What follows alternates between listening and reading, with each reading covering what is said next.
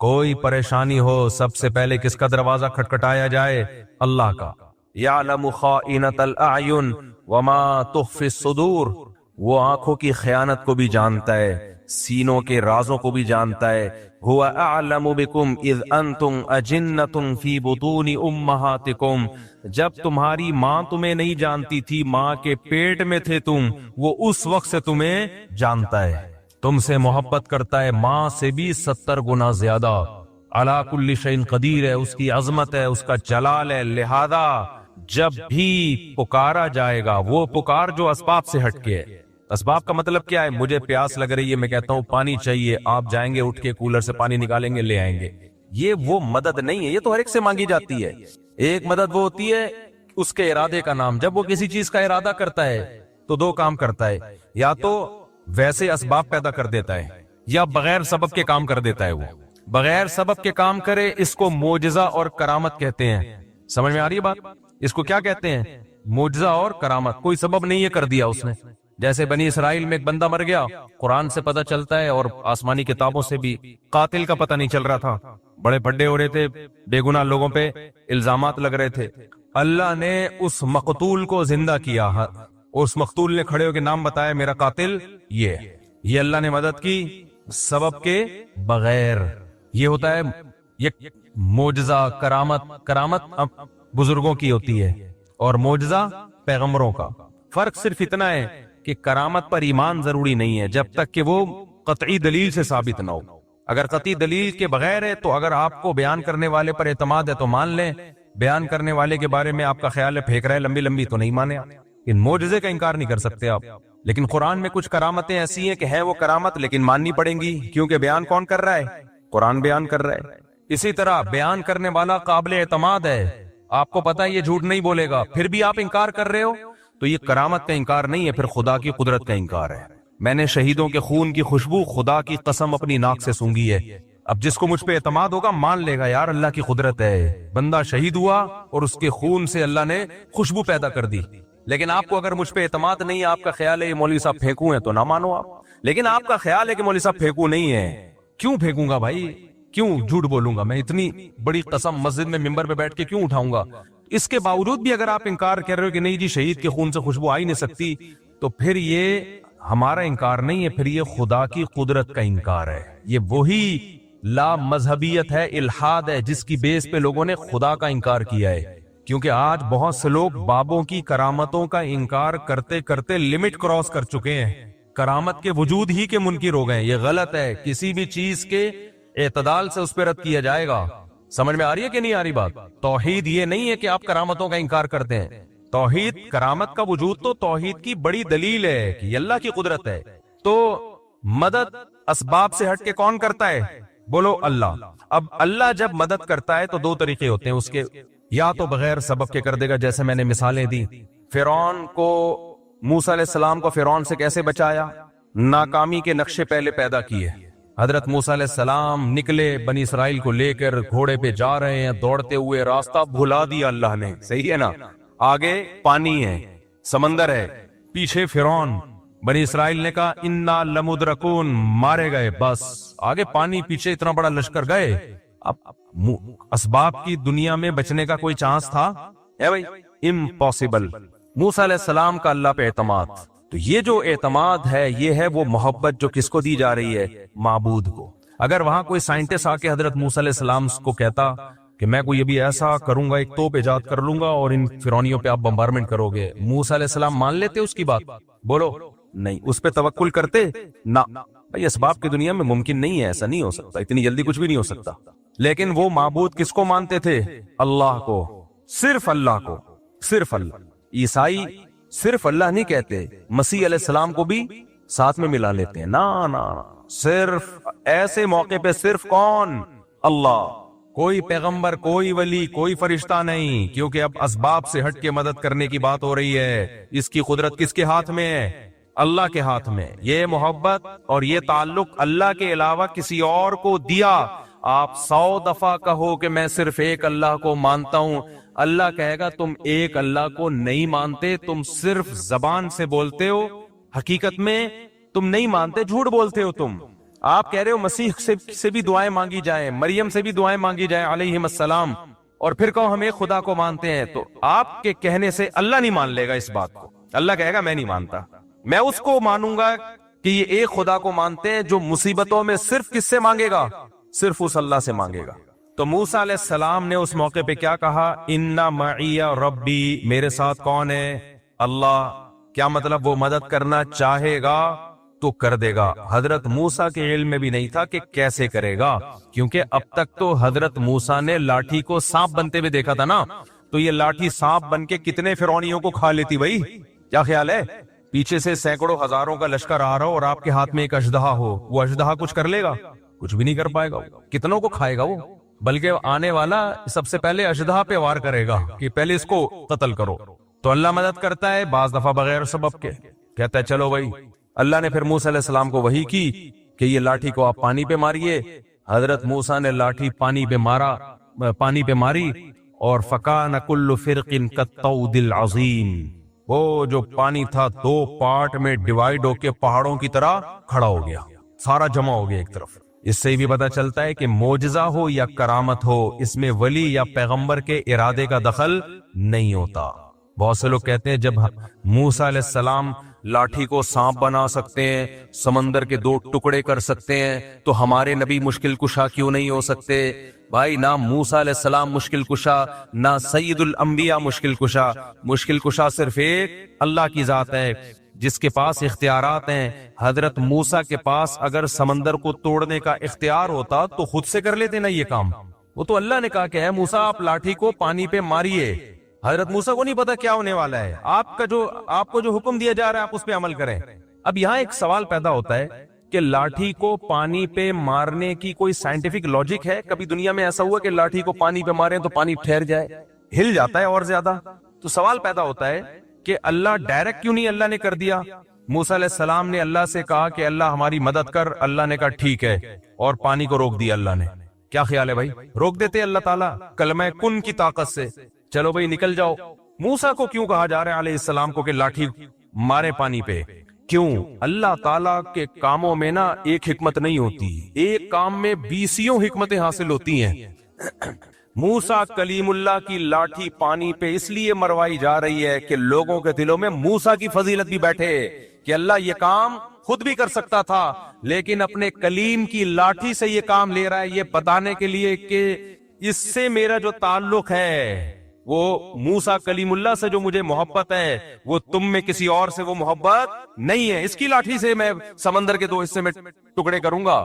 تو جیسے اللہ پیغمبر کی فضیلت کو بیان کرنے کے لیے کام خود کرتا ہے، لاٹھی اور ہاتھ پیغمبروں کا استعمال کرتا ہے، ایسے ہی بعض ولی اللہ ہوتے ہیں جن کی فضیلت کو بیان کرنے کے لیے کام اللہ کرتا ہے. ہاتھ کس کا استعمال ہوتا ہے؟ بزرگ کا، تاکہ لوگوں کو پتا چلے کہ سارے بابے 2 نمبر نہیں ہوتے، کچھ بابے 1 نمبر بھی ہوتے ہیں. بعض لوگوں نے بابوں کا انکار کرتے کرتے خود بابے بن گئے اور باقی سارے بابوں کی نفی کر دی. یہ غلو ہے.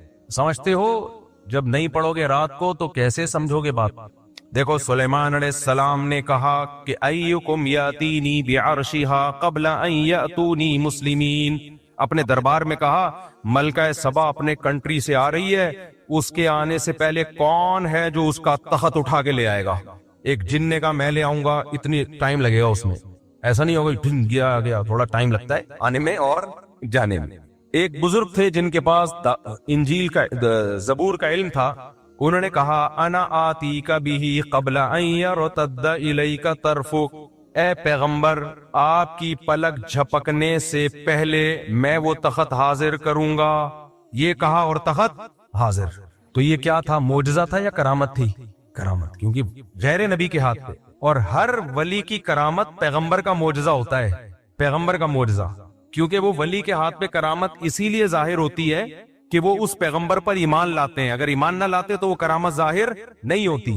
تو یہ پیغمبر کی فضیلت ہے. اب یہ لوگ کہتے ہیں سلیمان علیہ السلام کے ہاتھ پہ تو کرامت ظاہر ہوئی نہیں، بزرگ کے ہاتھ پہ ہو گئی. یا آج کل لوگ کہتے ہیں نا، ہم جب بزرگوں کی کرامتیں بیان کرتے ہیں، یہ کرامت یہ کرے، صحابہ کے ہاتھ پہ تو ہوئی نہیں، تم لوگ کے بزرگوں کے ہاتھ پہ ہو گئی.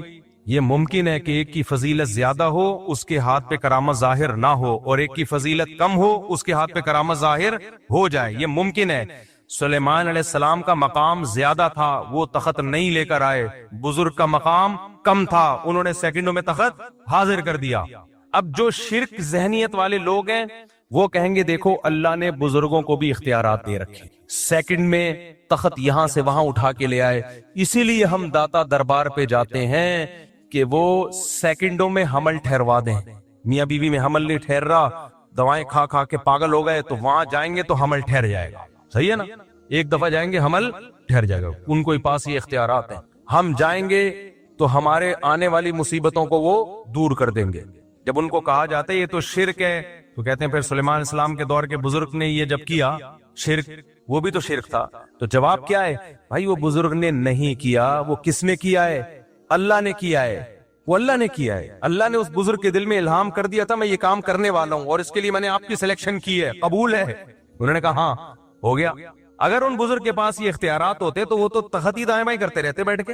کیا خیال ہے آج اگر کوئی بزرگ ہو جس کے پاس یہ اختیار ہو، وہاں سے وہ امریکہ کے صدر کا تخت اٹھا کے یہاں لے آئے، اس کی اب تخت کا دور گیا، اب کرسیاں آ گئی ہیں کہ جی امریکہ کے صدر کی کرسی چاہیے مجھے تاکہ میں بیٹھ کے اس پہ صدر امریکہ بن جاؤں، ٹھک کرسی آئی، تو وہ صاحب کیا کرتے؟ یہ جو لوڈنگ کا جتنا کام ہے ان کا سارا بزنس ٹھپ۔ کیا خیال ہے بھائی؟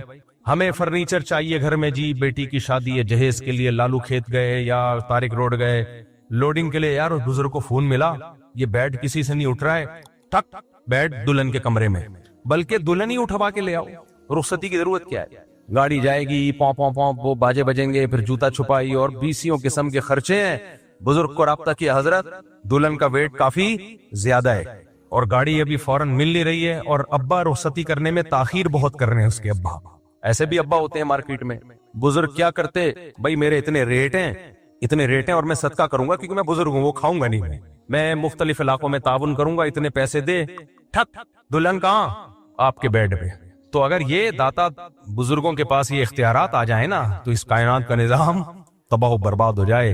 تو وہ جو سلیمان علیہ السلام کے پاس جو بزرگ تھے وہ بھی ایک ہی دفعہ تخت لے کر آئے ہیں، ایسا نہیں ہے کہ بار بار تخت دائیں سے بائیں کرتے رہیں بیٹھ کے۔ وہ تو اللہ نے دل میں ڈال دیا کہ میں ایک دفعہ آپ کے ہاتھ پہ یہ کرامت ظاہر کرنا چاہتا ہوں، تو کرامت اسی طرح ہی ہوتی ہے، اختیارات نہیں آ جاتے کسی کے پاس کہ جب کریں جیسے کریں وہ فوراً ہونا شروع ہو جائے، یہ نہیں ہوتا۔ تو جو شرکیہ دماغ کے لوگ ہیں انہوں نے تو اس پہ شرک کرنا شروع کر دیا، اور جو ملحد ہیں، ایتھیسٹ ہیں، خدا کے منکر ہیں یا خدا کے منکروں جیسا ذہن رکھتے ہیں، بعض ایسے ہیں جو اللہ کو مانتے ہیں لیکن وہ سمجھتے ہیں اللہ کے پاس کوئی طاقت نہیں، اللہ کچھ نہیں کر سکتا، سب کچھ اسباب سے ہی ہوتا ہے، تو یہ بھی ملحدانہ سوچ کے حامل ہے۔ تو یہ والے اسکالر بھی بزرگوں کی کرامت کا انکار کرتے ہیں کہ ایسا کیسے ہو گیا، ایسا کیسے ہو گیا۔ تو سمجھ لو یہ اصل میں تو لیبل یہ لگا رہے ہیں کہ ہم شرک کی نفی کر رہے ہیں، لیکن شرک کی نفی کی آڑ میں اصل میں اللہ کی قدرت کا انکار کر رہے ہیں، یہ کہ اللہ یہ نہیں کر سکتا۔ لہذا یہ ہر کہانی کو، ہر کرامت کو بولتے ہیں کہانیاں، ہر کرامت کو کیا بولتے ہیں؟ کہانیاں سنا رہے ہیں۔ بھائی کچھ کرامت کے واقعات مستند ذریعے سے ہوتے ہیں، فضائل اعمال میں جو کرامت کے واقعات بیان کیے گئے ہیں وہ شیخ الحدیث مولانا زکریا نے خود بیان نہیں کیے، وہ جن لوگوں کی کتابوں سے بیان کیے وہ سارے مستند لوگ ہیں، ان میں بہت سے تو بخاری مسلم اور حدیث کی کتابوں کے راوی ہیں، اگر آپ ان کو جھوٹا قرار دو گے تو آپ کو حدیث پہ اعتماد ختم ہو جائے گا۔ تبھی یہ جتنے لوگ ہیں نا جو فضائل اعمال کی کرامتوں پہ اعتراض کرتے ہیں، یہ مولانا زکریا کو تو بولتے ہیں کہ انہوں نے کہانیاں سنائی ہیں۔ جس کتاب سے مولانا زکریا نے وہ کرامت کا واقعہ لیا ہوتا ہے اس کتاب کے مصنف کو کبھی نہیں کہتے کہ یہ جھوٹا ہے۔ نہیں آ رہی میرا خیال ہے بات؟ تبھی فضائل اعمال، فضائل صدقات کی کرامتوں کے واقعات پہ کوئی بھی اعتراض کرے نا تو فوراً بولو کہ ٹھیک ہے تو اپنی بات پہ قائم رہنا، جس کتاب سے انہوں نے کرامت لی ہے اصل میں تو اس کتاب کا مؤلف جھوٹا ہے نا، تو بول کے اس کتاب کا مؤلف جھوٹا ہے۔ پھر جب وہ بولے تو پھر آپ بتاؤ کہ اس کتاب کا مؤلف کیا تھا، اس کی حیثیت محدثین کی نظر میں کیا تھی۔ تبھی یہ جتنے لوگ ہیں یہ بس امت میں تفرقہ پھیلاتے ہیں۔ تو اعتدال کی راہ کیا ہے؟ نہ تو ہر بزرگ کی کرامت کو مانا جائے، یہ ٹاپک سے میں ہٹ گیا، دوبارہ اصل ٹاپک پہ آ رہا ہوں، نہ تو ہر بزرگ کی کرامت کو مانا جائے گا، ایک بات، مستند ذریعے سے جو کرامت ہوگی اس کو مانا جائے گا۔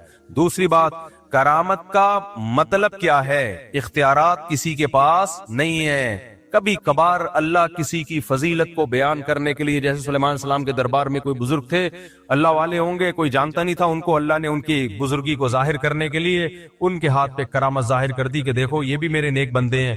تو کبھی اللہ ایسا کر دیتا ہے، لیکن اس کا یہ مطلب نہیں ہے کہ اب ہم اس کو پکارنا شروع کر دیں۔ اختیارات کس کے ہاتھ میں ہیں؟ اللہ کے ہاتھ میں۔ اختیارات اللہ کے ہاتھ میں تھے، پھر اس نے موسیٰ کی لاٹھی سے، موسیٰ علیہ السلام کی لاٹھی سے سمندر کے 2 ٹکڑے کر دیے۔ کیے کس نے؟ اللہ نے۔ تو سمندر کے 2 ٹکڑے کروانے ہو تو کس کو پکارا جائے گا؟ اللہ کو۔ پھر اللہ کی مرضی بھائی۔ تو اللہ 2 طرح سے مدد کرتا ہے، ایک اسباب سے ہٹ کے، جیسے موسیٰ علیہ السلام کی مدد کی، کوئی سبب نہیں ہے، سمندر کو 2 ٹکڑے میں ڈیوائیڈ کر دیا، چلو بھائی چلو یہاں سے جاؤ۔ جب فرعون آیا دوبارہ ملا دیا اللہ نے۔ اس طرح سے بھی اللہ مدد کرتا ہے۔ اور ایک یہ کبھی کبھار ہوتا ہے، یہ اللہ کی عادت بولو نہیں ہے۔ عادت اللہ کی اسباب پیدا کرے گا۔ اللہ کی عادت کیا ہے؟ مثال کے طور پر آپ کمارے چھڑے چھاٹ اللہ سے دعا مانگ رہے ہو میں بھی صاحب اولاد بن جاؤں، تو ایسا نہیں ہوگا آپ کو حمل ٹھہر جائے اور بچہ پیدا ہو جائے، نا نا۔ یا کوئی لڑکی دعا مانگ رہی ہے اللہ بغیر شوہر کے اولاد دے دے، اولاد دے دے۔ کوئی آ کے مولوی صاحب کہیں گے تیرا دماغ خراب ہے، شوہر کے بغیر اولاد نہیں ملتی۔ وہ کہ معاذ اللہ نقل کفر کہ حضرت مریم کو بھی تو بغیر شوہر کے مل گئی تھی۔ بھائی وہ ونس اپون اے ٹائم، کبھی اللہ ایسا کرتا ہے کہ اسباب کے بغیر مدد کر لیتا، ونس اپون اے ٹائم، ورنہ ایسا نہیں ہوتا۔ معجزے کرامات بہت کم ہوتے ہیں اور ان پر شرعی حکم کا مدار نہیں ہوتا، خوب سمجھ لو۔ شریعت جو ہمیں فیصلے کرنے کا حکم دیتی ہے وہ معجزوں اور کرامتوں کو دیکھ کے نہیں، بلکہ گراؤنڈ ریئلٹی کو سامنے رکھ کے فیصلے کرنے کا حکم دیتی ہے۔ معجزے کرامت صرف اللہ اپنی قدرت بیان کرنے کے لیے کہ میں یہ بھی کر سکتا ہوں، اس کے زیادہ اس کی حیثیت نہیں ہے۔ مثال کے طور پر آپ فرار ہوئے، کسی ملک میں جنگ چھڑ گئی، آپ بھی مظلومن فرار ہوئے وہاں سے، اور آپ نے وہ والا راستہ اختیار کیا جہاں سمندر ہے۔ اب کوئی کہہ رہا ہے وہاں سمندر ہے، پاگل کہاں جائے گا، آگے نہیں، ادھر سے انڈا موڑ سے لیفٹ سائڈ پہ مڑ جا، ادھر سے ہوتا ہوا گلشن اقبال سے ہوتا ہوا ٹھٹھا کی طرف نکل جا۔ وہ کہہ رہے نہیں، میں کہاں جاؤں گا؟ سینڈ سپٹ اور ہاکس بے کی طرف جاؤں گا۔ کسی نے کہا وہاں آگے راستہ بند ہو رہا ہے۔ کہے گا تجھے اللہ کی قدرت پہ یقین نہیں ہے؟ موسیٰ علیہ السلام بھی تو اسی ٹریک پہ چلے تھے، آگے راستہ بند تھا، اس خدا نے اپنی قدرت دکھائی اور سمندر کو 2 حصوں میں تقسیم کر دیا۔ تو میں جب وہاں جاؤں گا آگے اللہ اپنی قدرت سے کشتیاں بھیج دے گا، اللہ اپنی قدرت سے سمندر کو پھاڑ دے گا، تو ہم کہیں گے تیرا دماغ ہو گیا ہے خراب، نہیں آئی میرا خیال ہے بات۔ ہم کیا کہیں گے؟ تیری کھوپڑی ہو گئی ہے آؤٹ۔ ہم کہیں گے بھائی موسیٰ علیہ السلام جان کر اس راستے پہ نہیں چلے تھے، بھول گئے تھے راستہ، چلے تو وہ اس ٹریک پہ تھے جو خشکی کا راستہ جاتا ہے، وہ راستہ ہی بھول گئے، بس اللہ نے اپنی قدرت دکھانی تھی۔ کہ نہیں تم اللہ کی قدرت کے منکر ہو، کیا اللہ سمندر کو 2 حصوں میں تقسیم نہیں کر سکتا؟ بھائی کر تو سکتا ہے، تو اللہ کرے گا، کر تو سکتا ہے، لیکن تجھے یہ کس نے کہا کہ کرے گا؟ ایک دفعہ مجھے یاد ہے کوئی مجھے مشورہ دے رہا تھا، کوئی ایسے بے احتیاطی والا مشورہ دے رہا تھا۔ میں نے کہا یار حالات ٹھیک نہیں ہے، اس طرح میرا جانا ایسے موقع پہ وہاں ٹھیک نہیں ہے، آج کل تھریٹس بہت ہیں، تھوڑا پرانی بات ہے، جان کا خطرہ ہے۔ اس نے کہا اللہ نے چاہا تو اللہ بچائے گا۔ میں نے کہا کہ اللہ نے نہیں چاہا تو تیرا باپ بچائے گا پھر؟ کہ نہیں اللہ نے چاہا تو اللہ بچا لے گا۔ یہ تو ہمیں پتا ہے اللہ نے چاہا تو بچائے گا، لیکن مجھے پتا ہے کہ اللہ چاہتا ہے کہ نہیں چاہتا۔ میں بلیچ پی رہا ہوں، اللہ نے چاہا تو اللہ بچا لے گا۔ مجھے پتا ہے یہاں فلاں جگہ پہ دہشت گردی ہے، قتل و غارت ہو رہے ہیں، نہیں جاؤ بھائی، وہاں پہ بم پھٹ رہے ہیں، حالات خراب ہیں، اللہ نے چاہا تو اللہ بچا لے گا۔ تو ٹھیک ہے، بہت سے لوگوں کو اللہ نے بچایا بھی ہے۔ اب کراچی کے جو حالات خراب چل رہے تھے، جگہ جگہ بم دھماکے ہو رہے تھے، بنارس لوگ جاتے تھے نا، وصیت کر کے جاتے تھے کہ میں بنارس جا رہا ہوں، بنارس والا ادھر آتا تھا وصیت کر کے آتا تھا میں انڈا موڑ آ رہا ہوں۔ ایسی جنگ چل رہی تھی، لوگوں نے کہا ویزے لے کے جاؤ بھائی۔ تو کراچی کے حالات دیکھے ہیں نا، تو اس میں کہا جاتا تھا بھائی گھر سے باہر مت نکلو، نہیں جی اللہ بچائے گا، اللہ نے چاہا تو اللہ بچائے گا۔ یقیناً اللہ نے چاہا تو بچائے گا، لیکن اللہ چاہے گا کہ نہیں چاہ رہا ہے یہ ہمیں معلوم نہیں ہے۔ تو چاہتا ہے کہ اللہ چاہے کہ میں بچوں، لیکن اللہ بھی چاہتا ہے کہ تو جو چاہتا ہے وہ ہو۔ تو اس لیے معجزوں اور کرامتوں پر فیصلے نہیں کر سکتے آپ۔ اس کی ایک اور مثال، جب ایک شرعی حکم لوگوں کو بیان کیا جاتا ہے کہ بغاوت کے لیے یا جہاد کے لیے ضروری ہے کہ آپ کے پاس پراپر تیاری ہو، دشمن سے لڑنے کی طاقت ہو، اس طاقت کے بغیر آپ کو نہ جنگ کرنے کی اجازت ہے نہ مسلح بغاوت کی اجازت ہے۔ جب تک آپ کے پاس پاور نہیں ہے، سامنے ٹینک ہیں آپ کے پاس، اس کے مقابلے میں نہ ٹینک ہے نہ جہاز ہے، کچھ بھی نہیں ہے، تو آپ کیسے بغاوت کرو گے؟ لوگ کہتے ہیں بدر میں کیسے ہو گیا، 313 نے 1000 سے مقابلہ کیا، اور خالد ابن ولید نے 60 سے 60,000 کا حصار توڑا۔ بھائی بدر میں 313 کا جو 1000 سے مقابلہ تھا وہ نبی کے ارادے سے نہیں تھا، وہ تو کسی اور ارادے سے نکلے تھے۔ تو مشرکین نے اچانک 1000 کا لشکر لے کے آ گئے تو وہ تو اس کے علاوہ کوئی راستہ ہی نہیں تھا. تبھی پھر مدد اللہ کی طرف سے نازل ہوئی ہے. تو وہ معجزہ تھا کہ 313,000 پہ غالب آ گئے. نبی خود 313 کو لے کے مکہ پہ چڑھائی کے لیے کبھی بھی نہیں نکلے. نبی مکہ پہ چڑھائی کے لیے اپنے ارادے کے ساتھ اس وقت گئے ہیں جب 10,000 کا لشکر تیار ہوا ہے. پھر آپ نے مکہ پہ اٹیک کیا ہے. سمجھ میں آ رہی ہے بات کہ نہیں آ رہی ہے؟ دیکھو 13 سال مکہ میں آپ نے جہاد نہیں کیا. کچھ لوگ کہتے ہیں ایمان نہیں بنا تھا. نا اس وقت کا جو ایمان تھا وہ بعد میں اس لیول کا ایمان تو کبھی بن ہی نہیں سکتا. کیونکہ قرآن کہہ رہے جو ہجرت سے پہلے ایمان لے آئے نا ان کا ایمان سب سے تگڑا ہے. بلال حبشی کا ایمان رضی اللہ عنہ، ابو بکر کا ایمان، عمر بن خطاب کا ایمان، سیدنا علی کا ایمان، سیدنا عثمان کا ایمان، سیدنا عبداللہ بن مسعود کا ایمان. یہ وہ لوگ تھے جب اسلام انتہائی کمزور تھا. ایسے پاورفل ایمان والے لوگ تھے یہ. اس وقت منافق کا تصور ہی نہیں تھا. لیکن آپ نے جہاد کیا اس 13 سال میں. بولو صبر صبر صبر صبر کی تلقین. اتنا ظلم ہوا ہے. خباب ابن ارت رضی اللہ تعالیٰ عنہ نبی کے پاس آئے کہ مجھے میرا مالک جو ہے آگ کے انگاروں پہ لٹاتا ہے اور اتنے بڑے بڑے کھڈے پڑ گئے تھے کمر میں. یا رسول اللہ الا تستنصر لنا، آپ اللہ سے ہمارے لیے مدد کی دعا کیوں نہیں کرتے؟ تو خباب ابن ارت یہ بھی تو کہہ سکتے تھے یا رسول اللہ آپ تلوار اٹھائیں ہم جہاد کرتے ہیں. یا نبی کہتے تلوار اٹھاؤ ہم کیا کرتے ہیں؟ جہاد. نہیں کیا. آپ نے فرمایا صبر کرو، ایک دن آنے والا ہے کہ ایک عورت زیور سے آراستہ ہو کے صنعا تک چلے گی، اتنا لمبا راستہ طے کرے گی، کوئی اسے خوف نہیں ہوگا. ایسا امن دنیا میں قائم ہونے والا ہے. لیکن تستعجلون، تم جلدی کر رہے ہو. تو کیوں تلوار نہیں اٹھائی؟ اس لیے کہ بہت تھوڑے تھے اور کافر بہت زیادہ پاور میں تھے. گراؤنڈ ریئلٹی اور اسباب کو سب سے زیادہ فوکس اسلام کرتا ہے. تبھی تو مسلمان دنیا میں مار کھا رہے ہیں، بیٹھے ہوئے پھینک رہے ہوں گے، بس باتیں کر رہے ہوں گے. کسی بھی چیز کا کوئی سبب اختیار نہیں کرتے، نہ صحت کا سبب، بے موقع توکل. تو نبی نے مکہ میں 13 سال صبر کیا ہے کیونکہ طاقت بولو نہیں تھی. اتنے سے لوگ نہیں لڑ سکتے بھائی، اتنوں سے. حضرت بلال کے سینے پہ پتھر رکھے جا رہے ہیں، وہ پتھر نہیں ہٹا سکتے. اور ایسی قوم کو حکم دیا جائے کہ تم ان کے خلاف کیا کرو، لڑائی شروع کر دو. وہاں اتنا کر سکتے تھے کہ جان بچا کے مکہ سے نکل جائیں. جان بچا کے کیا کریں؟ یہ نکلنا بڑا مشکل تھا، مکہ والے نکلنے نہیں دے رہے تھے. اس کے لیے آپ صلی اللہ علیہ وسلم نے پلاننگ کی ہے. جب مشرکین نے آپ کے قتل کا فیصلہ کیا تو اللہ نے وحی کی کہ اب آپ مکہ سے نکل جائیں کیونکہ یہ آپ کو قتل کرنا چاہتے ہیں. تو اس کے لیے بھی پلاننگ کی ہے کہ مکہ اور مدینہ کا جو راستہ تھا وہ استعمال نہیں کیا گیا کیونکہ مشرکین کو پتا تھا اسی ٹریک پہ چلے ہوں گے. نہ اپوزٹ والا راستہ جو مدینہ سے دور کر دیتا ہے، اس راستے پہ آپ چلنا شروع ہوئے. تو آپ تو معجزہ اور کرامت آپ کے ہاتھ پہ تو معجزے ظاہر ہوتے تھے. آپ کہتے بھائی چلو نکلو یار. بچانے والا کون ہے؟ اللہ ہے بھائی. جس اللہ نے موسیٰ کو بچا لیا سمندر کے 2 ٹکڑے کر کے، وہ مجھے کیوں نہیں بچائے گا؟ چلو نکلو. نا فرمایا یہاں سے نہیں ادھر سے جائیں گے تاکہ کسی کو شک ہی نہ ہو، کسی کو وہم ہی نہ ہو. تو معجزے اور کرامت کے واقعات سن کے نا یہ صرف اللہ کی قدرت پہ ایمان لانا ہے ہم نے کہ اللہ کبھی کبھار اس طرح بھی مدد کر لیتا ہے. کرنا وہی ہے جو اسباب کہہ رہے ہیں. کتنے شوگر کے مریضوں کو دیکھا ہے رسگلے کھا رہے ہوتے ہیں، کہتے ہیں موت تو ایک دن لکھی ہوئی ہے اور اللہ ہے بچانے والا. تو میں ان سے کہتا ہوں موت لکھی ہوئی ہے، تیری بہت جلدی لکھی ہوئی ہے کیونکہ اللہ کو پتا تھا یہ شوگر کا پیشنٹ ہے، لڈو کے ڈبے کھا جائے گا، لہذا اگلی 1 جنوری سے پہلے فرشتوں کو آرڈر ہوا ہوتا ہے کہ اس کی لکھی ہوئی ہے 31 دسمبر کے 12 بجنے سے پہلے اس کو اٹھا لینا، ڈیٹ چینج نہیں ہونی چاہیے.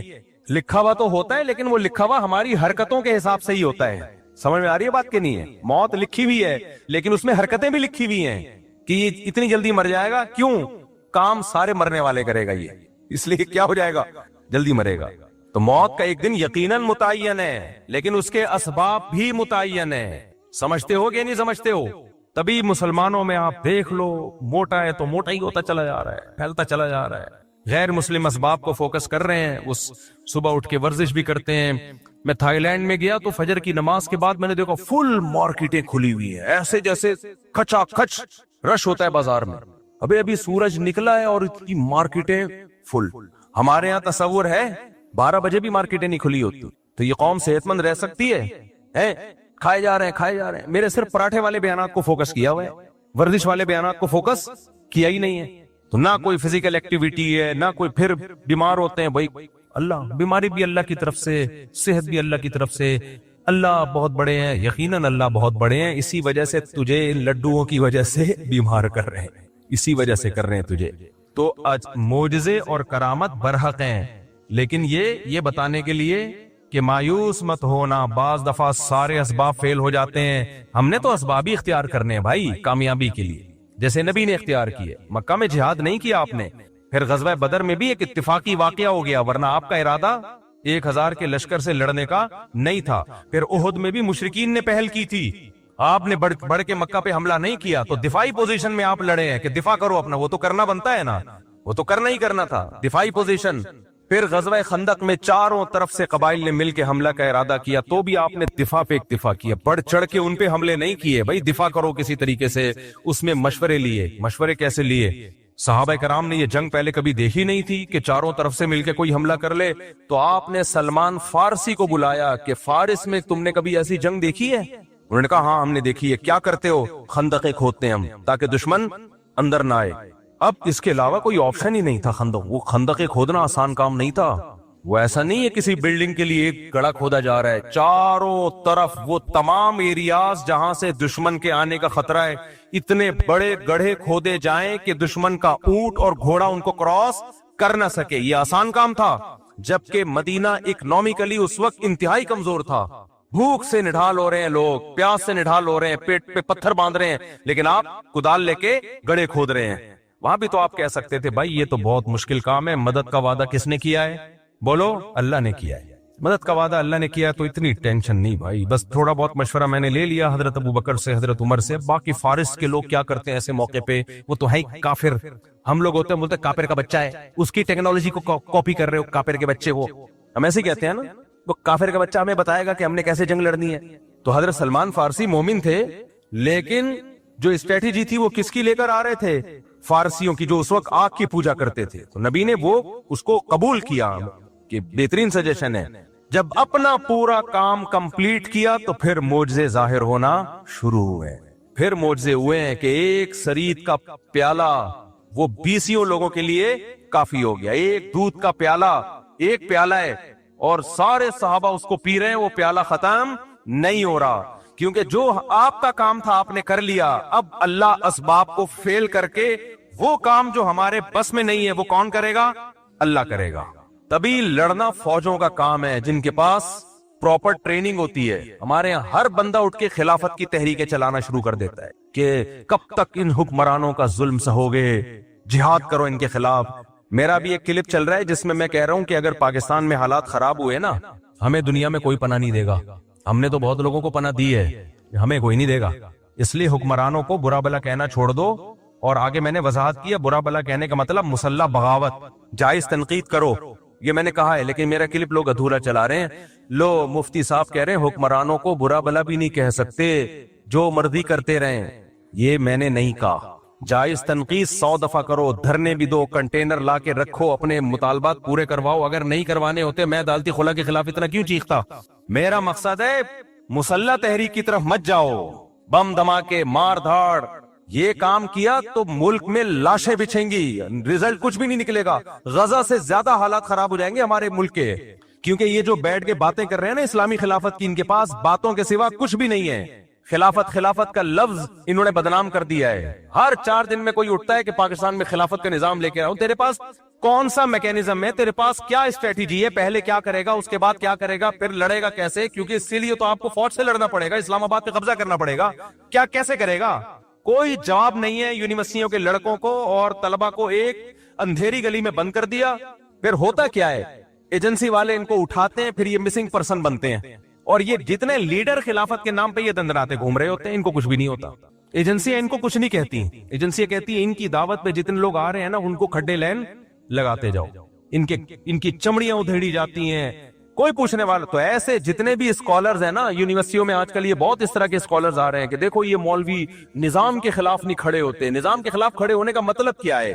مطلب پہلے واضح کرو، کیا مطلب کھڑے ہونے کا مطلب؟ اگر تم یہ کہہ رہے ہو توپیں گنے لے کے نکل جائیں، یہ نظام کے خلاف ہم نہیں کھڑے ہوں گے بھائی، اس سے نقصان ہوگا، ملک میں انارکی پھیلے گی، ملک کے ٹکڑے ہوں گے اور غیر مسلم طاقتوں کے ہاتھ میں یہ کنٹری چلا جائے گا، اس سے بدتر حالات ہو جائیں گے۔ اور اگر نظام کے خلاف کا مطلب ہی کہ احتجاج کرو، میڈیا پہ دھرنے دے کے 100 دفعہ کرو، کس نے منع کیا بھائی؟ کس نے منع کیا ہے؟ بنگلہ دیش والوں نے کیا نا احتجاج, کامیاب ہوئے وہ, تو کس نے منع کیا آپ کو احتجاج کرنے؟ یہاں تو بات خلافت سے شروع ہو رہی ہے. اور خلیفہ کون ہوگا آج تک نہیں ڈیفائن کر پائے یہ لوگ. وہ خلیفہ ہوتا ہے وہ بیچارہ اس قابل ہی نہیں ہوتا کہ اس کو کوئی عورت اپنا شوہر بنا لے, اور وہ ملک کا خلیفہ بننے نکلا ہوتا ہے. یہ یونیورسٹیوں میں بہت ہو رہا ہے آج کل. جائیں گے کچھ ٹش پش انگلش ماری, اور پھر مولویوں کو برا بلا کہا کہ مولوی تو یہ کر رہے ہیں, مولوی تو تقریریں کر رہے ہیں, تو تصوف میں لگے ہوئے ہیں, تزکیہ میں لگے ہوئے ہیں, نظام کی تبدیلی. اور نظام کی تبدیلی کا مطلب پتہ ہے کیا ہوتا ہے ان کا؟ بغاوت. اب تو واضح لفظوں میں کہنا چھوڑ دیا, کیونکہ کچھ لوگوں کو ایجنسی نے اٹھا کے ان کے اگلے پچھلے گناہ معاف کیے پھر چھوڑ دیا, تو وہ بغاوت کا لفظ یوز نہیں کر رہے. اندر ان کے وہی جذبات ہیں, خلافت, نظام تبدیلی. ابے کیا مطلب نظام کی تبدیلی؟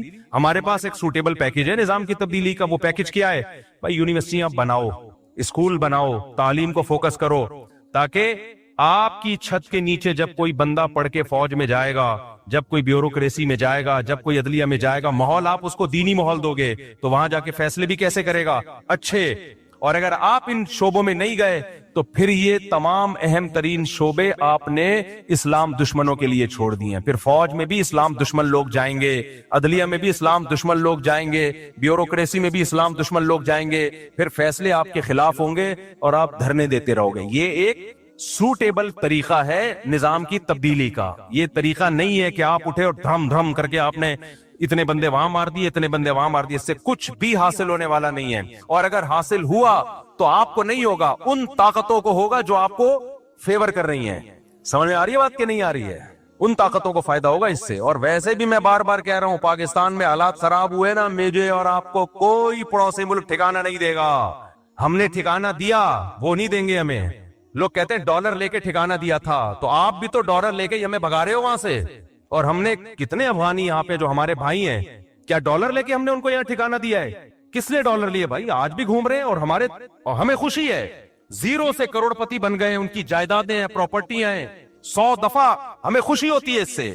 مسلمان ہیں. ضیاء الحق کی تقریر آپ سنے جا کے, جب یہ افغان جہاد شروع ہوا تھا, اس نے کہا تھا, اس کے الفاظ مجھے پورے الفاظ یاد نہیں, اس نے کہا تھا افغانوں کے لیے ہمارا ملک کھلا ہوا ہے, آئے یہاں پہ دھڑا دھڑ آئے. آپ نے اس سارے احسانات کو 2 منٹ میں دھجیاں اڑا دی کہ تم نے تو ڈالر کے لیے کیا تھا. تو ہمیں کوئی بھی نہیں رکھے گا. اور معلومات جب تک اوتھینٹک معلومات نہ ہو نا, تبصرہ مت کیا کرو. اوتھینٹک معلومات یہی ہیں کہ تمہیں کوئی بھی نہیں رکھے گا. صحیح ہے, اس ذہن میں رکھنا. نہ پڑوسی رکھیں گے, چاہے وہ اسلامی حکومت ہے, ہم سے اچھے ہوں گے, 100 دفعہ اچھے ہوں گے. ان کی بڑی قربانیاں ہیں, 100 دفعہ قربانیاں ہیں. ان کے شہیدوں کے خون سے خوشبوئیں آئی ہیں, 100 دفعہ آئی ہیں. لیکن مجھے اور آپ کو نہیں رکھے گا کوئی بھی, یہ ذہن میں رکھنا. اور صرف یہ نہیں کہ رکھیں گے نہیں, لتر مار کے باہر نکالیں گے, لتر مار کے.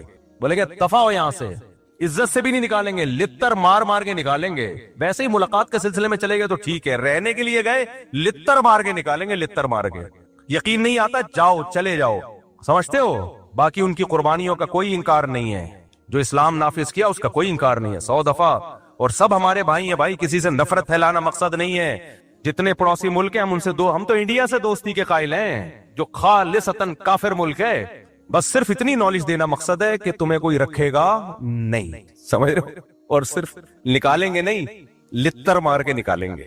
اس پہ لوگ اعتراض کر رہے ہیں میرے بیانات پہ. میں تو جو گراؤنڈ ریئلٹی وہ بیان کر رہا ہوں. باقی تو ہم تو دوستی کے قائل ہیں بھائی, اور جو بھی ہیں پڑوسی ملک کے ہمارے بھائی ہیں, 100 دفعہ آج بھی ہم ان کے لیے قربانی دینے کے لیے تیار ہیں, 100 دفعہ تیار ہیں. اس کو ہم سب سے بڑا جہاد سمجھتے ہیں. لیکن میں یہ بتا رہا ہوں کہ بس جو ظرف آپ کا ہے وہ ساری دنیا کے سب لوگوں کا نہیں, اس لیے اپنے ملک کی حفاظت کرو. آج ہم کسی کو پناہ بھی اس لیے دے رہے ہیں, دے بھی اس لیے رہے ہیں کہ ہمارے پاس ایک کنٹری ہے. نہیں ہوا ختم. جب بات کو میں سمیٹ کے ختم کرتا ہوں تو اللہ 2 طرح سے مدد کرتا ہے انسانوں کی. بعض دفعہ اسباب کے بغیر, جیسے معجزے و کرامات. لیکن اللہ کی عادت کیا ہے؟ اسباب پیدا کر دیتا ہے. کیا پیدا کر دیتا ہے بھائی؟ اسباب. ایسی جگہ سے اسباب پیدا کرتا ہے جہاں سے آپ کا گمان بھی نہیں ہوتا. تو پھر ملحد کہتا ہے یار یہ تو سبب سے ہو رہا ہے نا, یہ تو سبب سے ہو رہا ہے, یہ تو سبب سے ہو رہا ہے, یہ تو اللہ کہاں کر رہا ہے؟ بھائی وہ سبب پیدا کس نے کیا ہے؟ اللہ نے کیا ہے. وہ سبب پیدا کرنے والا کون ہے؟ اسلام جو دنیا میں آیا غالب آئے, وہ بھی تو اسباب سے آیا نا. وہ اسباب پیدا کس نے کیے؟ اللہ نے کیا. ایسی جگہ سے اللہ اسباب پیدا کرتے ہیں جہاں سے آپ کا گمان بھی نہیں ہوتا. اور بعض دفعہ اسباب فیل کون کرتا ہے؟ اللہ. آپ سمجھتے ہو بہت دولت آ گئی, بہت کچھ ہو گیا, آپ اللہ کو بھلا دیتے ہو. اللہ آپ سے دولت چھین لیتا ہے, چھینتا کیسے؟ سبب پیدا کر دیتا، کوئی ایسی بیماری لگا دی، ساری دولت اس بیماری میں خرچ، جائیدادیں تقسیم ہونا، جائیدادیں بکنا شروع۔ ایسے لوگ ہم نے دیکھے ہیں، ایک بیماری ہوئی، علاج میں زیرو ہو گئے بالکل، کروڑوں کروڑوں روپے جو انہوں نے کمائے تھے ختم، بھیک مانگنے پہ آ گئے۔ حضرت حکیم اختر صاحب رحمہ اللہ تعالی ایک واقعہ بیان کیا کرتے تھے، ابھی بھی ان کا بیان انٹرنیٹ پہ پڑا ہوا ہے کہ گلشن اقبال میں ایک سیٹھ صاحب رہا کرتے تھے، ہر وقت مولویوں کی برائی، مولوی ایسے مولوی ایسے۔ کچھ لوگوں کو پتہ نہیں، کوئی اللہ وافر میں کوئی بچپن میں کچھ الٹے سیدھے واقعات شاید ہو جاتے ہیں ان کے ساتھ کسی 2 نمبر مولوی کے، تو وہ ہر مولوی کو برا سمجھتے ہیں۔ بھائی ہر مولوی برا نہیں ہوتا یار، تو ان کو ٹھڑک ہو جاتی ہے، کوئی مولوی ایسے مولوی ایسے مولوی ایسے۔ ایک صاحب مجھے ملتا ہی مولوی ایسے مولوی ایسے مولوی ایسے مولوی 2 نمبر۔ میں نے کہا کیا ہو گیا بھائی؟ پھر انہیں واقعہ سنایا کہ بچپن میں جو ان کے ساتھ ہوا تھا، کوئی قاری صاحب سے کچھ غلط ہو گیا، تو میں نے کہا یار ایک نے غلط کر لیا آپ کے ساتھ، جو 100% اس قاری کو چھتر لگاؤ سالے کو، لیکن یہ تھوڑی کہ سارے قاری ایسے یار، اور سارے مولوی ایسے۔ ایک ونس اپون اے ٹائم آپ کے ساتھ ہو گیا، اور آپ کو بھی تو چاہیے تھا نا کہ تھوڑا سا اتنا، اس کی تو 100% غلطی ہے، لیکن آپ نے جو اندھا اعتماد کیا، وہ کہہ رہے میں تو بزرگ سمجھ کے گیا تھا اس کے پاس۔ تو بزرگ بھی بعض بڑے ڈینجرس قسم کے ہوتے ہیں، 2 قسمیں تو بزرگوں کی ہے نا، 2 نمبر اور 1 نمبر۔ تو بعض دفعہ ایسا ہو جاتا ہے جس کی وجہ سے پھر آدمی کہتا ہے۔ تو وہ حکیم اختر صاحب نے فرمایا کہ وہ ہر وقت مولوی ایسے، عالم ایسے، بزرگ ایسے، نہ نماز نہ روزہ نہ زکوٰۃ۔ اس کو معدے کا کینسر ہو گیا۔ کینسر جب ہوا ہے تو حالت خراب، ڈاکٹر نے کہہ دیا اتنے دن کے مہمان ہو۔ اب دبلا ہونا شروع ہو گیا، ہڈیاں وڈیاں جو بےچارے کینسر ہو گئے، تو اس کو اللہ نے توبہ کی توفیق دے دی۔ اس کو اندازہ ہو گیا جو میری جو دبدباہٹ اور روب اور سارے ڈاکٹر آج سائنس اپنی ترقی کی انتہا کو پہنچی ہوئی ہے، 1 کروڑ پتی آدمی کو زندگی نہیں دے سکتے۔ جوان بھی تھا، اس کو اندازہ ہو گیا بھائی یہ سب مادی اسباب کی 2 ٹکے کی حیثیت نہیں ہے، موت اپنی آنکھوں سے نظر آ رہی۔ حکیم اختر صاحب نے فرمایا کہ اس نے سارے علماء کو بلایا، سب سے معافیاں مانگی، بھائی مجھ سے غلطی ہوئی ہے، توبہ کی اور دنیا سے چلا گیا۔ یہ پرانے زمانے کے ملحد تھے، جب لتر پڑھتے تھے تو اللہ یاد آ جاتا تھا۔ آج کے ملحد اتنا ڈھیٹ ہے نا، صبح و شام عذاب اپنی آنکھوں سے دیکھے، پسے ابو جہل کی طرح۔ کیا عبداللہ بن مسعود اس کی سینے پہ بیٹھے ہوئے ہیں گردن کاٹنے کے لیے؟ اس کو مان لینا چاہیے تھا نا، اسلام غالب آ گیا۔ دیکھو 313 کو اللہ نے 1000 پہ غالب کیا، لیکن وہ کیا کہتا ہے؟ نیچے سے گردن کاٹنا، مرنے کے بعد پتا چلے کسی سردار کی گردن ہے، سمجھ رہے ہیں؟ مرنے کے بعد پتا چلے آج کے ملحد ایسے ہیں، ابو جہل جیسے۔ تو اس لیے میرے بھائی، جو محبت اللہ کو دینی ہے وہ محبت کیا ہے؟ پکارنا صرف اس کو ہے۔ تو کرسچینٹی سے بھائی جو ہمارا مذاق اڑا ہے، ہم ہر مسیحی کو نہیں چھیڑتے، جو اسلام کا مذاق اڑا رہا ہے نا، مسلمانوں نے ٹالرنس نہیں ہے، برداشت نہیں ہے، یہ نہیں ہے وہ نہیں ہے، بھائی مسلمان کا جرم تمہارے جرموں سے ہلکا ہے۔ تم نے ایک جرم ایسا کیا ہے نا، شرک کا، وہ ایک ترازو کے پلڑے میں جب لا کے رکھا جائے گا تو اللہ کہے گا مسلمان جیسا بھی ہے مانتا صرف مجھے تھا، اور تم جتنے بھی اچھے ہو میرے ساتھ عیسیٰ ابن مریم کو تم نے شریک کر لیا، تمہارا ایک جرم لاکھوں کلو کا ہے، صحیح ہے نا؟ اور مسلمانوں کے چھوٹے چھوٹے 20 جرم بھی اس جرم کا مقابلہ نہیں کر سکتے۔ حضرت عمر رضی اللہ تعالیٰ عنہ حدیث کے راوی ہیں، مشہور حدیث جس کو حدیث جبریل کہا جاتا ہے، کہ آپ صلی اللہ علیہ وسلم کی محفل میں ایک شخص آیا، اور کیا تھا؟ شدید بیاض الثیاب، انتہائی سفید کپڑے اس شخص نے پہنے ہوئے، شدید سواد الشعر، انتہائی سیاہ بال، لا یرا علیہ اثر السفر ولا یعرفہ منا احد۔ کتنی عجیب بات ہے، کہہ رہے ہم میں سے کوئی اسے جانتا بھی نہیں تھا، لیکن اس پہ سفر کے کوئی آثار تھے بھی نہیں۔ تو بہت عجیب سی بات ہے یا نہیں ہے کہ ایک بندے کے اتنے سفید کپڑے، جبکہ وہ اس محلے کا بھی، کیونکہ پہلے تو اونٹوں پہ پیدل آتے تھے نا، تو بھائی میلے کپڑے ہوتے ہیں، ہم کہتے ہیں پتہ نہیں کہیں کہاں سے آیا ہوگا، مصر سے آیا ہوگا، شام سے آیا ہوگا، کہیں سے آیا ہوگا۔ وہ لوگ تو سب ایک دوسرے کو جانتے تھے، جیسے گاؤں میں جانتے، صدیوں سے اکٹھے رہ رہے ہیں، لیکن کپڑوں کی سفیدی سے لگ رہا ہے بھائی مقامی آدمی ابھی نہا دھو کے آیا ہے، مگر ہم میں کوئی اس کو جانتا نہیں ہے۔ اور ایسا جوان کہ اس کے انتہائی سیاہ بال، اور نبی سے اتنی بے تکلفی کا اظہار جیسے کوئی پرانا دوست ہو، حتی اسند رکبتیہ الی رکبتیہ ووضع کفیہ علی فخذیہ، اپنے گھٹنے نبی کے گھٹنوں کے ساتھ ملا دیے، ایسے 2 زانوں چپک کے بیٹھ گیا، اور اپنے ہاتھ اپنی یا نبی کی ران مبارک پہ رکھ دیے۔ تو کتنا عجیب منظر ہے، لیکن حضرت عمر فرماتے ہیں ہم میں یہ گویا حدیث کا مفہوم ہے کہ ہم میں ہمت نہیں ہوئی کہ نبی سے پوچھے کہ یہ کون ہے۔ بھائی دیکھ رہے ہیں بس جو بھی منظر ہے دیکھتے رہو، کیا رہا ہے بھائی، نبی جب نہ اس کو ڈانٹ رہے ہیں نہ اسے کچھ کہہ رہے ہیں، ہوگا کچھ ہمیں نہیں پتا۔ اور پھر آگے کیا فرماتے ہیں کہ نبی سے سوال پوچھا، یا محمد اخبرنی عن الاسلام، آپ مجھے بتاؤ اسلام کیا ہے؟ تو آپ صلی اللہ علیہ وسلم نے بتانا شروع کیا الاسلام ان تشہد اللہ الہ الا اللہ وان محمد رسول اللہ. سب صحابہ بیٹھے ہوئے ہیں, سب یہ منظر دیکھ رہے ہیں, مگر کسی کی ہمت نہیں ہے کہ وہ نبی کی مجلس میں پوچھ لے. وہ چپ کر کے دیکھتے رہو کیا ہو رہا ہے. ہم ہوتے 20 دفعہ ہم درمیان میں پہلے اس کو گریبان سے پکڑ کے باہر نکالتے ہیں, تو ہے کون, کس سے پوچھ کے آیا, اور تو پہلے بتا, تو تیرے کپڑوں پہ نہ کوئی اثر ہے, جن تو نہیں ہے کہیں. بھائی دیکھ رہے ہیں کہ جب نبی کچھ نہیں کہہ رہے تو سب سے زیادہ اعتراض کس کو ہونا چاہیے تھا, نبی کو. تو نبی ہم سے زیادہ جانتے ہیں, تو جب وہ خاموش ہے تو ہم بھی کیا کریں, چپ کر کے بیٹھے رہے, آرام سے خاموشی سے بیٹھے رہے. اور پھر کتنا عجیب منظر کہ گھٹنے نبی کے گھٹنوں مبارک کے ساتھ ملا کے پوچھ رہے ہیں کہ اخبرنی عن الاسلام, آپ بتاؤ مجھے اسلام کیا ہے. تو آپ نے فرمایا اسلام یہ ہے کہ گواہی دو کہ اللہ کے سوا کوئی عبادت کے لائق نہیں اور محمد صلی اللہ علیہ وسلم اللہ کے بندے اور رسول ہیں. وَتُقِيمَ الصَّلَاةَ وَتُؤْتِيَ الزَّكَاةَ وَتَصُومَ رَمَضَانَ وَتَحُجَّ الْبَيْتَ إِنِ اسْتَطَعْتَ إِلَيْهِ سَبِيلًا. رمضان زکات دو, رمضان کے روز نماز قائم کرو, زکات دو, رمضان کے روزے, اور استطاعت ہے تو حج کرو. فرماتے ہیں اس نے کہا صدقتا, اے محمد آپ نے سچ کہا. حضرت عمر کہتے ہیں ہمیں اور عجیب, فعجبنا یسألہ ویصدقہ. بھئی سوال بھی پوچھ رہا ہے اور خود ہی کہہ رہا ہے سچ کہا. کوئی یہ تو امتحان لینے کے لیے آیا ہے, اور امتحان کس کا ہو رہا ہے, معاذ اللہ پیغمبر صلی اللہ علیہ وسلم کا. بھئی جو سوال پوچھتا ہے وہ یہ تو نہیں کہتا کہ آپ نے جواب بالکل صحیح دیا ہے, اس کا مطلب آپ کو تو پہلے سے پتا تو پوچھ کیوں رہے ہم سے. لیکن کسی صحابی میں یہ ہمت نہیں ہو رہی کہ نبی کے محفل میں سوال پوچھیں کہ یا رسول اللہ جب یہ پوچھا کیوں اس نے, یہ تو معاذ اللہ آپ کا امتحان لینے آیا کوئی. پھر اس نے پوچھا, جبریل کو بعد میں پتا چلا وہ فرشتے جبریل علیہ السلام تھے. پھر پوچھا کہ مل ایمان کیا ہے, مل ایمان. تو انہوں نے آپ صلی اللہ علیہ وسلم نے فرمایا ایمان یہ اللہ پر, اس کی کتابوں پر, اس کے رسولوں پر, اس کے فرشتوں پر, آخرت کے دن پر, تقدیر پر ایمان لایا جائے. صدقتا, سچ کہا. پھر انہوں نے پوچھا کہ احسان کیا ہے. پھر آپ نے فرمایا ان تعبد اللہ کانک تراہ فإن لم تکن تراہ فإنہ یراک. اللہ کی ایسے عبادت کرو جیسے تم دیکھ رہے ہو, کیونکہ وہ تو تمہیں دیکھ رہا ہے. صدقتا, اس نے کہا بالکل سچ کہا. کہا متسا, قیامت کب آئے گی. تو آپ صلی اللہ علیہ وسلم نے یہ نہیں فرمایا لا ادری, مجھے نہیں پتا, کیونکہ آپ کو معلوم تھا کہ جیسے مجھے نہیں پتا سامنے والے کو بھی نہیں پتا. سمجھ رہے ہو, یہ کسی کو بھی نہیں پتا.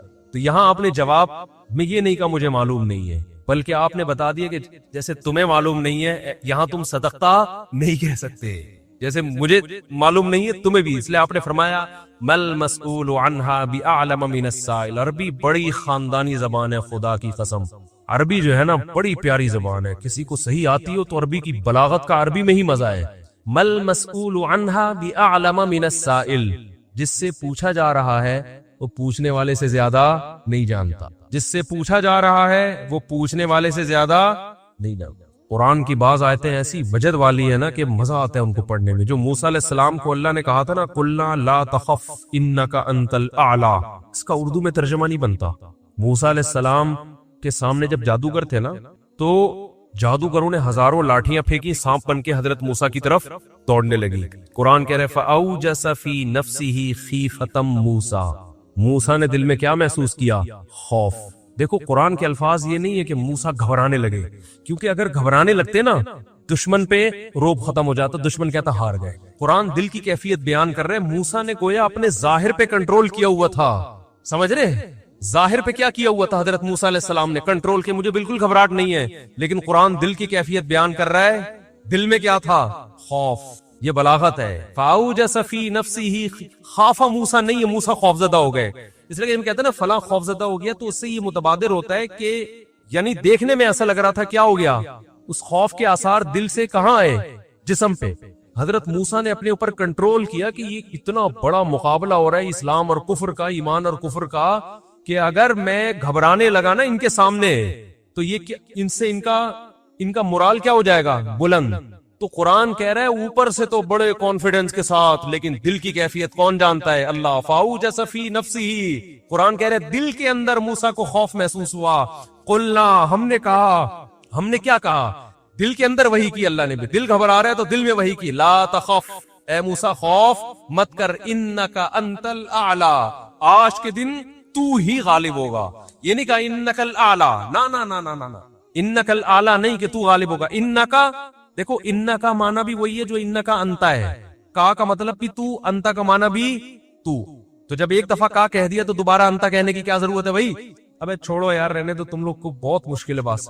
مجھے مزہ آ رہا ہے نا اس آیت میں, وہ وہ آپ سوچ بھی نہیں سکتے. قرآن یہ نہیں کہہ رہا انک الاعلی کہ تو کیا ہو جائے گا, تو ہی برتر ہوگا, تو ہی غالب ہوگا. انکا انتا, یہ تاکید کے لیے, اے موسیٰ تو, صرف تو, ٹھیک ہے نا, اکیلا. الاعلی, اور اعلی بھی نہیں ہے. اصولی طور پر خبر پر الف لام داخل نہیں ہوتا. گرامر کے لحاظ سے اصولی طور پر انکا انتا اعلی ہونا چاہیے, یا انکا, سوری انتا نہیں, انکا اعلی. مبتدا معرفہ ہوتا ہے, خبر کیا ہوتی ہے, نکرہ. سمجھتے نہیں ہو بات, جب پڑھو گے نہیں رات کو تو سمجھو گے نہیں بات. انکا اعلی ہونا چاہیے, اے موسیٰ تو غالب آ جائے گا, یہ مطلب ہوگا سیدھا سیدھا ترجمہ اس. اللہ نے اعلی پہ الف لام لگا دیا. الف لام جب لگتا ہے نا کسی, تو وہ کسی اسپیسیفک چیز کو کہتے ہیں. جیسے کتاب کا مطلب کوئی بھی کتاب, الکتاب کا مطلب کوئی اسپیسیفک, کوئی خاص کتاب. آپ جب کہتے ہیں بندہ آیا ہے, بچے گھر میں آگے بتا رہے ہوتے ہیں پنجاب میں بندہ آیا ہے, کراچی میں کہتے ہیں آدمی آیا ہے کوئی. یہ بندہ کا لفظ پنجاب سے امپورٹ ہوا ہے. کراچی میں لوگ کہتے تھے کوئی انسان آیا ہے, کوئی آدمی آیا ہے, تو پنجاب میں کیا کہتے ہیں اس کو, بندہ آیا ہے. اچھا شگون کے انسان کا بچہ بن جائے, وہ بندہ بن جائے, ٹھیک ہے نا. تو ہم جب کہتے ہیں کوئی بندہ آیا ہے, یہ ایک بندہ آیا ہے, تو وہ ان نون ہوتا ہے. ابو کو بتا رہے ہوتے ہیں ابو ایک انکل آئے ہیں, اس کا مطلب کیا ہوتا ہے, کوئی ہے. لیکن اگر ایسا بندہ آیا ہو جس کا آپ کو پتا ہو, یعنی پہلے آ چکا ہو اور آپ اس کے انتظار کر رہے ہو, وہ اسپیسیفک وہ بندہ آ چکا ہو, تو عربی میں کہیں گے البندہ. بندہ عربی کا لفظ نہیں, لیکن میں سمجھانے کے لیے. جا رجل یو سڑے راغلے, یو سڑے کہیں گے نا, یو سڑے راغلے, موقع دے کے بھاگ لے. ایک بندہ آیا ہے, جا الرجل, تو اس کا مطلب وہ ایک مخصوص بندہ ہے جس کا پہلے سے آپ کی کھوپڑی میں تصور ہے. تو قرآن کہہ رہا ہے انکا انتل الاعلی. الاعلی کا مطلب کہ جب مقابلہ ہو رہا ہے نا, تو جو شخص برتر آنے والا ہے, لوگوں کے ذہن میں گویا کہ اس کا ایک تصور ہے کہ ایک نہ ایک جیتے گا, تو وہ جو جیتنے والا مخصوص شخص ہے, آپ کے علاوہ کوئی بھی نہیں ہے وہ, اور صرف آپ ہی ہو. الاعلی کون ہے آج, الاعلی, اعلی نہیں بلکہ الاعلی کون ہے, پورا ترجمہ ہو نہیں سکتا اس کا. وہ کون ہے, اے موسیٰ صرف اور صرف تو ہی ہے. تو لا تخف, تجھے خوف زدہ ہونے کی ضرورت نہیں ہے. تو کیا بات کر رہا تھا میں, یہ آیت کہاں سے آ گئی؟ ہاں, تو یہی نبی صلی اللہ علیہ وسلم نے جو فرمایا نا, مل مسئول عنہا بأعلم من السائل, یہ بھی کیا ہے, بلاغت ہے. جس سے پوچھا جا رہا ہے وہ سائل, مسئول سائل سے زیادہ نہیں جانتا. تو پھر حضرت جبریل نے, وہ جو انسان تھے, وہ جبریل تھے, انسان کی شکل میں آئے تھے, انہوں نے پوچھا کہ علامات بتائیں, تو آپ نے فرمایا انت لد الامۃ ربتہا. اس حدیث پہ جو ادب والی بات ہے وہ میں بھی پیچھے پکڑ کے رکھنا بھول نہ جاؤں, لیکن اس حدیث میں بات آ گئی ہے. تو ایک دلچسپ بات کیا ہے, آپ نے قیامت کی پہلی علامت بتائی کہ باندی اپنے آقا کو جنے گی. یعنی لونڈی اور غلام سے جو بچہ پیدا ہوگا وہ ماں کا بیٹا کم اور ماں کا باپ بولو زیادہ, ماں کا مولا اور ماں کا آقا زیادہ ہوگا. غلام کی مثال نہیں دی, کیونکہ غلام مرد ہوتا ہے نا, اس پہ تصرف تھوڑا سا پھر بھی کم ہوتا ہے, یعنی وہ آپ کی ملکیت میں ہوتا ہے لیکن اس پہ کنٹرول کم ہوتا ہے کیونکہ آدمی ہے. جب عورت آپ کی ملکیت میں ہوتی ہے, لونڈی, اس پہ وہ تو کمزور ہے نا, اس پہ کیا ہوتا ہے, آپ کا تصرف زیادہ. تو جو مکمل غلام اور باندی تھی, وہ جب جنے گی جس نسل کو, تو ہونا تو یہ چاہیے تھا کہ جس نے جنا ہے اس کا مقام اونچا, لیکن جس کو جنے گی نا وہی اس پہ کیا کرے گا. یعنی ماں کا تو ایسا حق ہے نا, ماں کو تو ساری دنیا جانتی ہے نا کہ ماں نے کیسے گود میں پالا, کیسے جنا, اور لوگ ماں کے تانے دیتے ہیں نا. حضرت موسیٰ علیہ الصلوۃ والسلام نے جب حضرت ہارون کی داڑھی پکڑ کے کھینچی ہے نا, جب حضرت موسیٰ علیہ السلام کوہ طور پہ گئے تورات لینے, پیچھے بنی اسرائیل نے بچڑے کی عبادت شروع کر دی. ہارون علیہ السلام کو نگران بنا کے گئے تھے کہ ذرا ان کی حفاظت کرنا, بڑے نالائق لوگ ہیں, دائیں بائیں نہ ہو جائے. تو جب واپس آئے تو دیکھا کہ وہ کیا کر رہے ہیں, بچڑے کی عبادت. تو حضرت موسیٰ کو سب سے پہلے غصہ کس پر آیا, حضرت ہارون پر. اپنے بھائی کی داڑھی پکڑ کے کھینچی کہ ما منعک اذ رأیتہم ضلوا, یہ گمراہ ہو رہے تھے, آپ نے روکا کیوں نہیں. تو حضرت ہارون نے کیا کہا, باپ کا واسطہ نہیں دیا بلکہ ماں کا. لا یبن ام, اے میری اماں کے بیٹے, اے میری ماں کے بیٹے, کیونکہ یہ رشتہ فوراً سمجھ میں آتا ہے. ماں کا واسطہ کیونکہ محبت کی علامت ہے نا. ابا جو ہے نا وہ تربیت کے لیے اللہ نے بنائے, وہ محبت واپس زیادہ ابا سے امیدیں نہیں لگایا کرے. ابا کی ایک الگ ویلیو ہے, محبت بہت زیادہ کرتے ہیں ابا, لیکن وہ جتلاتے نہیں ہیں. وہ کہہ رہے ہیں تمیز سے, زیادہ لاڈ پیار دکھاؤ گے ابا یہ ہو گیا تمیز سے بیٹھ وہاں جا کے آرام سے, ٹھیک ہے نا. جو بات ہے ادب تمیز, ماؤں کو زیادہ ادب تمیز نہیں, ماؤں کو لاڈ چاہیے ہوتے ہیں. تو اس لیے ابا محبت تو بہت کرتے لیکن وہ آسانی سے سمجھ میں نہیں آتی کیونکہ تعظیم اس پہ غالب ہوتی ہے. اماں کی محبت 2 منٹ میں سمجھ میں آ جاتی ہے. تو جب بھی واسطہ دیا جاتا ہے کس کا؟ اماں کا. تو حضرت ہارون بھی واسطہ کس کا دے رہے ہیں کہ بھائی ایک ہی ماں کے ہم دونوں اولاد ہیں, آپ اتنی سختی تو نہ کریں نا, ماں کا واسطہ دے رہا ہوں آپ کو, یبن اماں, اے میری اماں کے بیٹے. تو ماں جو اتنا قریبی رشتہ ہے, جس کی محبت سب کو سمجھ میں آتی ہے, اس کو غلام بنا لینا تو یہ کھوپڑی میں آنے والی بات نہیں ہے. لیکن حدیث میں کیا آتا ہے, قرب قیامت میں بیٹا کیا ہوگا, ماں پہ حکومت کرے گا, بیٹا ماں پہ حکومت کرے گا. تو ہونا تو یہ چاہیے تھا کہ جو جنے وہ جس کو آپ جن رہے ہیں وہ گویا ایک قسم کی لونڈی غلام ہو, ماتحت ہو, لیکن الٹا حساب ہو رہا ہوگا. تو یہ بھی پتا چل رہا ہے کہ ادب مارکیٹ سے کیا ہونا شروع ہو جائے گا, شارٹ. مطلب حدیث کا یہی ہے کہ چھوٹے جو ہے نا وہ بڑوں کی جگہ ہو جائیں گے اور بڑے, اور یہ خدا کی قسم آج اپنی آنکھوں سے میں دیکھ رہا ہوں, زیادہ تر لبرل لوگوں کے گھروں میں دیکھ رہا ہوں, دیندار گھروں میں کم. باپ اور ماں اپنے بچوں کو اسکولوں میں 15-20 ہزار روپے فیسیں دے کر بدتمیز بنا رہے ہیں باقاعدہ پیسوں کے ذریعے. یعنی اسکولوں میں پڑھا رہے, ماڈرن اسکول ہیں اور بہت ہی ماڈرن قسم کے اسکول جن میں مذہب نہیں ہے, بچہ انگلش بہت اچھی بول لیتا ہے, اور ٹھیک ٹھاک فیسیں دے کے کیا کر رہے ہیں, اپنی نافرمانی پیسے دے کے سکھا رہے ہیں. آج بھی میرے پاس ایک کیس آیا, کسی کو نہیں پتا چلے گا کس کی بات ہو رہی ہے. ایک صاحب نے کہا میں نے اپنی بچی کو ایڈمیشن کروایا, میں 20 ہزار روپے فیسیں دے رہا ہوں, اور وہ چرس پی رہی ہے, وہ پتہ نہیں کتنے لڑکوں سے دوستیاں لگا رہی ہے. تعلیم کو فوکس کرنے کے چکر میں تہذیب کا بیڑا غرق کر, یعنی گویا کہ پیسے دے کے باقاعدہ کیا کیا جا رہا ہے, اپنے بچوں کو خراب کیا جا رہا ہے. تو جنا بھی خود, احسان بھی خود کیا, اور نکلا کیا رزلٹ, وہی آپ پہ کیا کر رہا ہے حکومت, وہ آپ کی ایک بات ماننے کے لیے تیار نہیں ہے. تو یہ وہ دور ہے جس سے ہم گزر رہے ہیں. تو اس میں بھی ادب کی تلقین کی گئی ہے. جب کچھ اس طرح کے لوگ آتے ہیں نا میرے پاس کہ باپ بیٹا بیٹھا ہوا ہوتا ہے اور باپ اپنے بیٹے کی شکایتیں کر رہا ہوتا ہے بڑے دھیمے لہجے میں کہ بچے کو غصہ نہ آ جائے, اور بیٹا جواب دے رہا ہوتا ہے بڑی اونچی آواز میں. یہ میں نے بہت دیکھ لیا ہے, بہت دیکھ لیا اپنی زندگی میں. اس سے مجھے فوراً وہ حدیث یاد آتی ہے کہ اس کو باپ ہونا چاہیے اور اس کو بیٹا. باپ کو یہ ڈر لگتا ہے کہ یار اب میری اولاد ہے, یار میں کوئی اونچی آواز سے وہ ایک دم میٹر نہ گھوم جائے. دیکھو یہ اولاد کے نالائق ہونے کی علامت ہے کہ آپ نے اپنے باپ کو یہ اتھارٹی نہیں دی ہے کہ وہ آپ کو ڈانٹ سکے. اگر آپ کا باپ آپ کو ڈانٹتے ہوئے گھبراتا ہے نا, خدا کی قسم یہ باپ کے خراب ہونے کی دلیل نہیں ہے, یہ اولاد کے خراب ہونے کی دلیل ہے. یہ اولاد کے خراب, وہ ڈر لگتا ہے اس کو کہ یار کچھ بول دوں تو ایسا نہ ناراض ہو جائے. میں نہیں کہہ رہا اولاد پہ بیجا سختیاں کرے یا خام خامے ڈانٹ ڈپٹ کرتے رہے, اس سے تو ڈپریشن کے مریض بنتے ہیں. ماں باپ ظلم بھی کرتے ہیں. اس پہ میں انشاءاللہ بیان کروں گا کہ میرا ارادہ ہے, میں نے جو سینٹ میں بل پیش ہوا نا کہ ماں باپ کو اولاد پہ ہاتھ اٹھانے کی اجازت نہیں, شوہر کو بیوی کو ڈانٹنے کی اجازت نہیں, یہ بالکل خلاف ہے, لیکن اس کا ناجائز فائدہ بھی اٹھایا جاتا ہے. تو ماں باپ کو بلا وجہ اولاد پہ ہاتھ اٹھانا شرعن جائز. آج ایک صاحب بحث کرنے لگے کہ مجھے اجازت دی ہے شریعت نے کہ میں اپنے بچے کو تھپڑ مار سکتا ہوں. میں نے کہا آپ کو اجازت شریعت نے نہیں دی ہے کہ بلا وجہ آپ اپنے بچے پہ ہاتھ اٹھائیں, اور خاص طور پہ نابالغ پہ. نابالغ کے حقوق اسلام میں بہت زیادہ ہے. ماں کو اجازت نہیں اپنا غصہ آ کسی اور پر ہے نکال کس پہ رہی ہے. میں نے ماؤں کو دیکھا ہے طبیعت خراب ہے, جھنجلا رہی, بچے کو پڑھ کے طبیعت سے کوٹ دیا اس کو بیچارہ.